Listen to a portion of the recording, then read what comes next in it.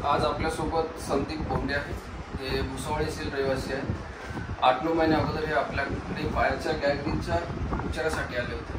त्यांना डाव्या पायाचा गँग्रीन झालेला होता। 4 फूटपर्यंत काळे पडायला सुरुवात झाली होती। अशा रुग्णांमध्ये पाय काढावा लागतो। तर यांच्यामध्ये आपण वेळीच ट्रीटमेंट करून त्यांचा पाय वाचलेला आहे। त्यांची अँजिओग्राफी करून त्यामध्ये आपण त्यांचे ऑपरेशन केले आणि त्यानंतर आता पेशंटचा रेग्युलर फॉलोअप सुरू आहे आणि पाय जो काळा पडलेला होता तो पूर्णपणे ठीक झालेला आहे आणि त्याला थोडीशी जखम आहे ती हळूहळू आता भरते।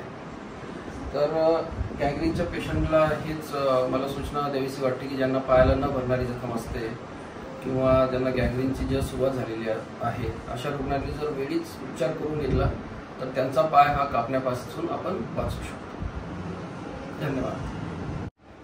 मला पायाला सुरुवातीला खूप त्रास व्हायचा, त्यानंतर थोडा थोडा पाय खूप दुखायला लागला। त्यानंतर मग काय व्हायला लागलं की पाय काळा पडायला लागला आणि मग 3 वेळेस मी डॉक्टर चेकअप करून सुद्धा रिपोर्टमध्ये नॉर्मल आलं नव्हतं आणि मग तिथं मी भुसावळला दवाखान्यात ॲडमिट झालो।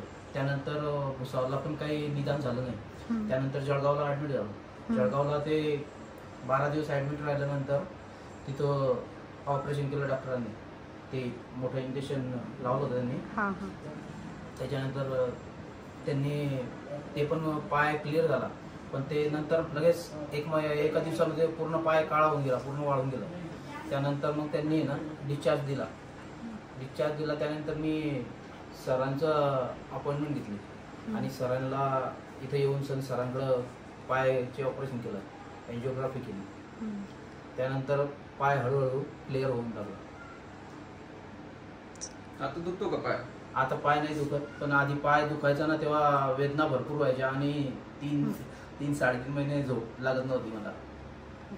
आता लागते का झोप? आता झोप लागली।